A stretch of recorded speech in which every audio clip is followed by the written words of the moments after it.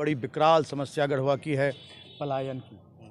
यहाँ लोग अपनी रोजी रोजगार के लिए, अपना पेट भरने के लिए दूसरे राज्यों पर निर्भर रहते हैं। यहाँ किसी भी तरह के कोई उद्योग धंधे नहीं हैं, किसी तरह का कोई भी यहाँ लोगों को अपनी आजीविका का की निरंतर साधन मिले। खेती पर लोग निर्भर है, खेती भी अगर अब बारिश नहीं हुई तो वो भी नहीं होती है।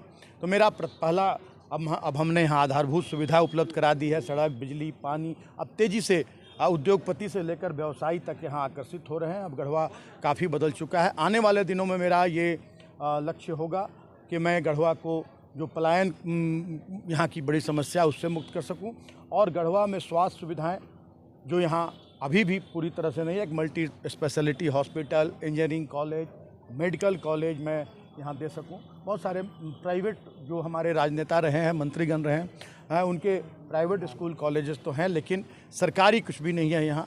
मैं सारी सरकारी व्यवस्था जो आम जनता को सुलभ हो वो दिलाने का काम करूँगा, और गढ़वा को मैं झारखंड नहीं पूरे देश में उत्कृष्ट विधानसभा और सबसे विकसित विधानसभा बनाने का मेरा जो संकल्प है वो संकल्प मैं पूरा करूँगा।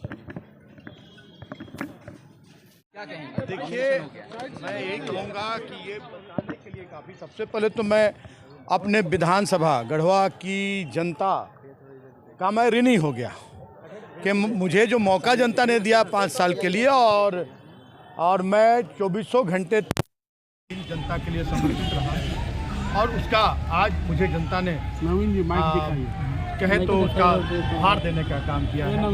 आज पूरा गढ़वा विधानसभा उमड़कर और मेरे नामांकन में मुझे हौसला बढ़ाने का, मुझे अपना प्यार आशीर्वाद देने का काम किया है। मैं गढ़वा की जनता का बहुत बहुत आभार व्यक्त करता हूँ।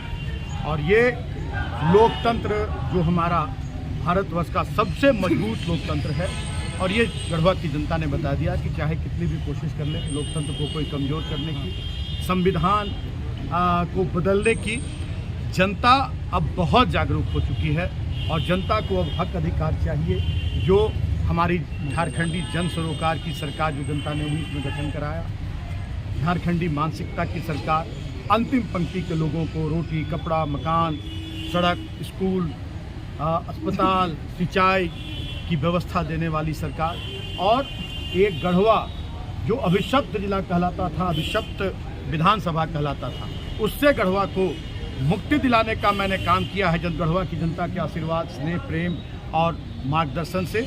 और ये बताने के लिए काफ़ी है गढ़वा की जनता का जो आज प्यार और जन सैलाब उमड़ा कि गढ़वा में कोई भी व्यवस्था नहीं थी। 2-4 घंटे भी बिजली गढ़वा शहर में नहीं मिलती थी, सड़कें जर्जर थी, पानी की व्यवस्था नहीं थी, अस्पताल की स्थिति अत्यंत ही दयनीय थी। एक हमारी बेटियों को पढ़ने के लिए डिग्री कॉलेज नहीं था, महिला कॉलेज, कोई भी तरह का के यहाँ अच्छे स्कूल नहीं थे, सारी सुविधाएं, कोई मनोरंजन के साधन नहीं थे, कोई पार्क नहीं था, किसी तरह का कोई भी गढ़वा कहे तो 17वीं सदी में जी रहा था। और हम लोगों को 2-2.5 साल ही काम करने का मौका मिला, और हम लोगों ने गढ़वा की तस्वीर बदल कर रख दी है।